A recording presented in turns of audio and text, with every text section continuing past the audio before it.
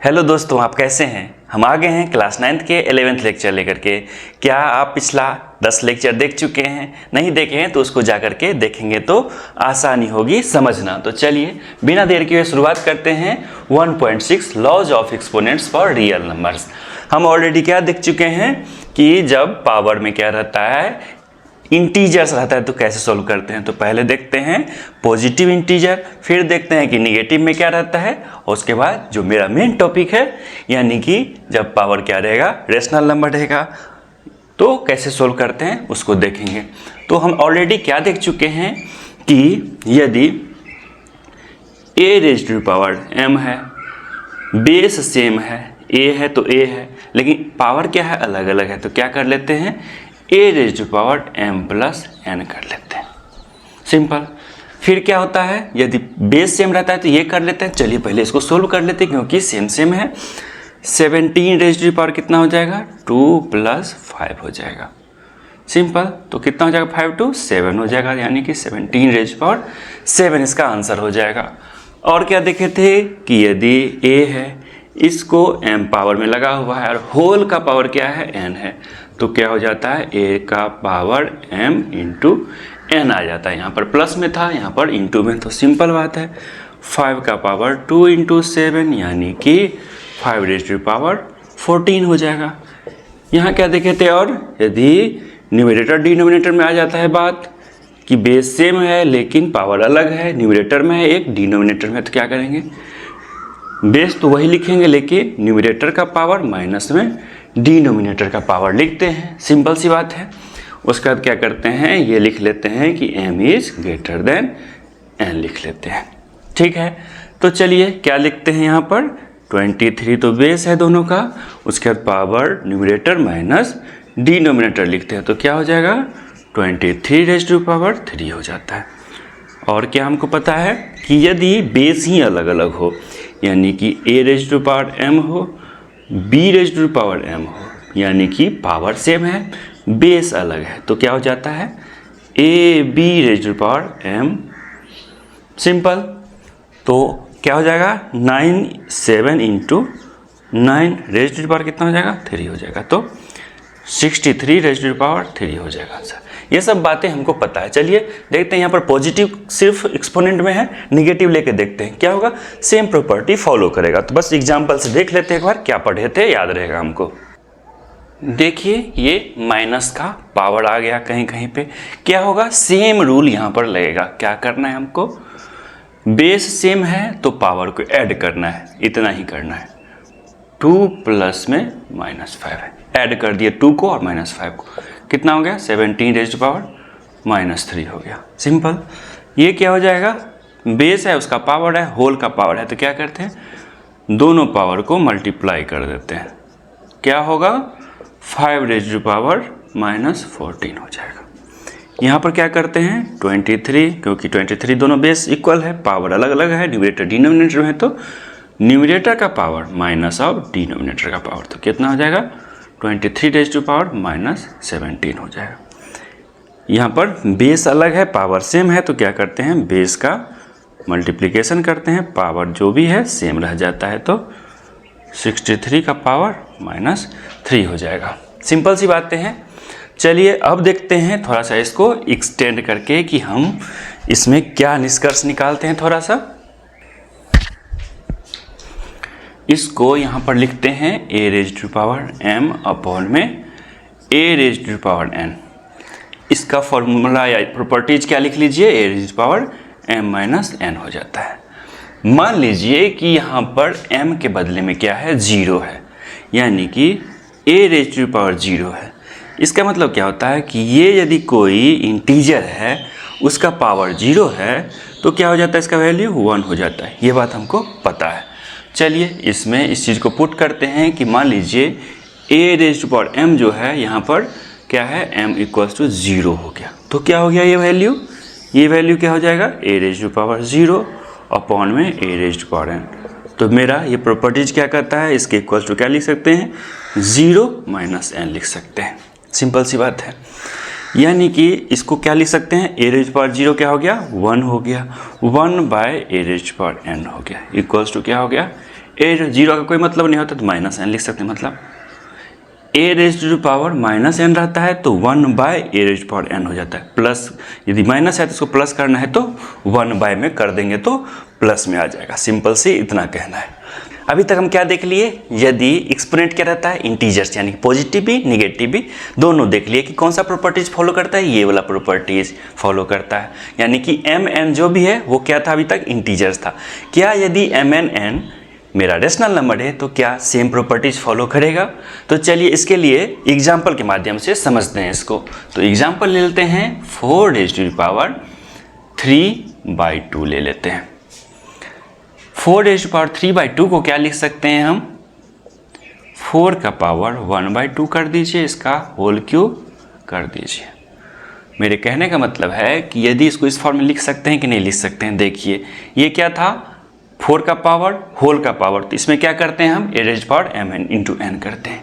Simple सी बात है। तो a⁻mn करेंगे तो क्या हो जाएगा, 3/2 हो जाएगा ये, तो यहीं पे आ जाएंगे हम। तो सेम बात लिखा हुआ है। इसको और क्या लिख सकते हैं कि पहले 3 के पावर में लिखिए, 4 का क्यूब हो जाएगा, 1/2 हो जाएगा। सिंपल सी बात है, दोनों एक ही बात है, दोनों का आंसर भी एक आएगा, लेकिन लिखने का तरीका दो तरीके हैं उसको देखने के। अब हमको ऑलरेडी क्या पता है कुछ बातें, जैसे कि देखिए a⁻ क्या हो, 1/2 हो, तो उसको क्या लिख देते हैं हम, 1/2 को नहीं n ले लीजिए। जनरलाइज करने से हमको अच्छा रहता है कि यदि a है उसके पावर में 1/n है तो इसको क्या लिख सकते हैं, a लिखते हैं और √ उसके n कर देते हैं। कैसे करते हैं इसको, 4 का पावर 1/2। अब क्या बोले थे, यदि कहीं पे ये लिखा हो या क्या लिखा हो, 4 लिखा हुआ अंदर, यहाँ कुछ नहीं मतलब 2 है लिखा हुआ।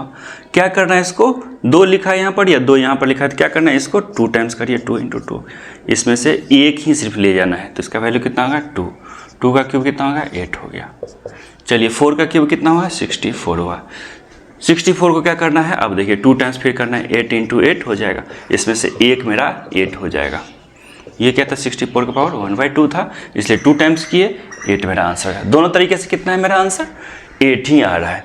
तो इससे हम कुछ जो जनरल फॉर्म में हम समझते हैं इसको, यानी कि जनरलाइज कर लेते हैं कि हम अभी तक क्या समझे हैं इसमें, ताकि क्या होगा, हर एक एक्सपोनेंट जो रेशनल नंबर है उसमें अप्लाई कर पाएंगे। लिख लीजिए क्या देखे थे, let a 0 be a real number, यानी कि ये इसके बारे में बात कर रहे हैं। या क्या कर लीजिए 3/2, एक एग्जाम्पल जो भी लिए थे उसको साइड बाय साइड समझते रहते हैं। लेट a यहाँ पर ये है, a यहाँ पर 4 है, be a real number, let m and n be integers, m और n यहाँ पर 3/2 integer such that m and n have no common factor other than 1, यानी कि को प्राइम है दोनों, एंड n > 0। देखिए अभी जो देखे थे उसको हम जनरल फॉर्म में लिख लिए हैं। क्या लिखे हैं उसको साइड बाय साइड जो देखे थे उससे समझते भी रहेंगे। लेट a 0, यहाँ पर a क्या है, a है, यहाँ पर 4 है, > 0 है। बी अ रियल नंबर होना चाहिए। Let m and n be integer such that m और n यहाँ पर क्या है 3, 2 है, such that m and n have no common factor other than 1, यानी कि न्यूमरेटर और डिनोमिनेटर में m और n क्या होना चाहिए, को प्राइम होना चाहिए। n > 0 मतलब n क्या हो जाना चाहिए, पॉजिटिव होना चाहिए, सिंपल बात है। तो क्या लिख सकते हैं, a⁻mn को हम क्या देखे थे अभी, 4 क्या लिख सकते हैं, पहले तो 3 लिख लीजिए पहले, बाद में 1/2 कर लीजिए, या क्या करिए 4 का पावर 1/2 कर लीजिए और बाद में मल्टीप्लाई कर लीजिए। इसको क्या लिख सकते हैं, और देखिए 1/2 है √ में, तो इसको क्या लिख सकते हैं, इसको हटाएंगे तो एक फॉर्म और होता है, क्या होता है कि यहाँ पर 2 लिखेंगे, 4 का पावर क्यूब लिख देंगे। या इसको क्या लिख सकते हैं हम कि 2 का पावर √ में लिखिए, अब फिर क्या करिए 3 से मल्टीप्लाई करिए। ये हम ऑलरेडी जाने हैं, अभी अच्छे से किए थे कि अगला 4 के अलावा क्या क्या होगा तो भी समझे हैं। तो क्या लिखिए, देखिए एक पावर m and n है, तो क्या किए यहाँ पर, ये वाला केस कौन सा हो गया, ये वाला केस हो गया कि हम a का पावर 1/n है तो n को यहाँ पर जो नीचे में है n उसको यहाँ पर ले आए, a का पावर होल का पावर क्या करिए m कर लिए। ये वाला केस देखिए कि क्या किए, 4 का पावर पहले क्यूब कर लिए हैं, ये क्या किया a का पावर पहले m कर लिया है, 1/n को बाद में किया है, यानी कि 1/n इससे हो गया। अब क्या करते हैं कि ये तो आप जान गए, ये सिंपल बात है ये सब। अब देखिए कि ये जो फॉर्म अभी तक पढ़ रहे थे इंटीजर्स के लिए वही का सेम टू सेम क्या होता है, रेशनल नंबर के लिए भी अप्लाई होता है। यहाँ पर क्या होता है कि हम P और Q बोल रहा है NCERT में, क्या बोल रहा है, if A be a real number, यानी कि A क्या है यहाँ पर रियल नंबर है, and P and Q be rational numbers. हम PQ MN को बदले क्या किया यहाँ पर PQ बता दिया है, तो हम PQ को MN को क्या किए हैं, P और Q में नहीं बदले हैं। सिंपल सी बात है, क्यों नहीं बदलें, ताकि हम आपके सामने बदलें तो आपको समझ में आए कि सेम टू सेम है, कोई अंतर नहीं है। चलिए क्या करते हैं, M को P लेते हैं और N को Q लेके देखते हैं। P लिखिए, यहाँ पर Q लिखिए। PQ क्या है, रेशनल नंबर है, ठीक है, मतलब सेम सेम सब कुछ है, इसलिए आपके सामने करने का हुआ कि सामने यदि कोई चीज़ एक्सप्लेन करते हैं तो क्या होता है, समझ में ज़्यादा आता है। तो क्या हो जाएगा, ठीक है, खुद से करिएगा, हम कर रहे हैं, आप भी खुद से करिएगा।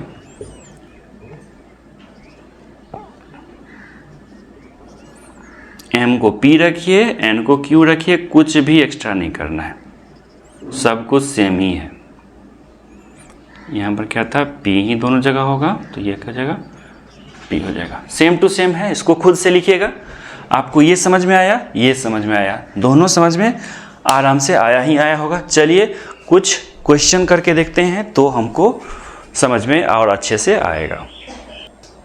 क्या आप इसको सोल्व कर सकते हैं, सेम टू सेम है, कोई अंतर नहीं है। रेशनल नंबर आ गया तो बेस सेम है, तो क्या करना है, सिंपली ऐड कर देना है, 3/2 प्लस 1/3।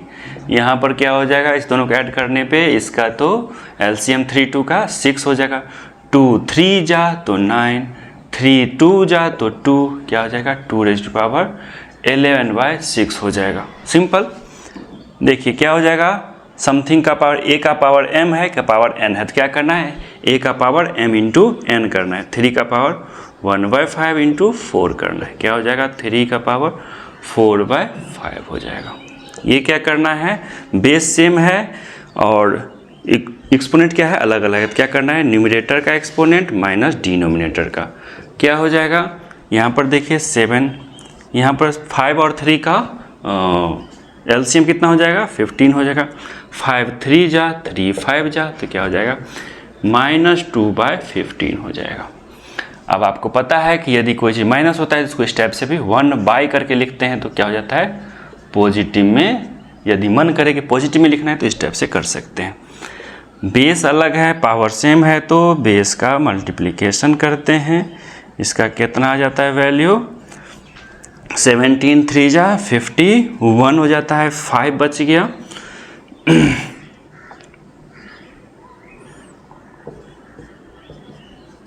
सिंपल। तो आपको कुछ भी समझ में नहीं आया हो तो आप कमेंट करिए, दोबारा बताने में कोई दिक्कत नहीं है, कोई परेशानी नहीं है, आपको ज़रूर से ज़रूर बताया जाएगा, ठीक है। तो आप सिंपली कमेंट करिए क्या चाहिए आपको, ठीक है। तो इस वीडियो को यहीं पे समाप्त करते हैं और मिलते हैं आपसे अगले लेक्चर में, जो लास्ट लेक्चर होगा फर्स्ट चैप्टर का।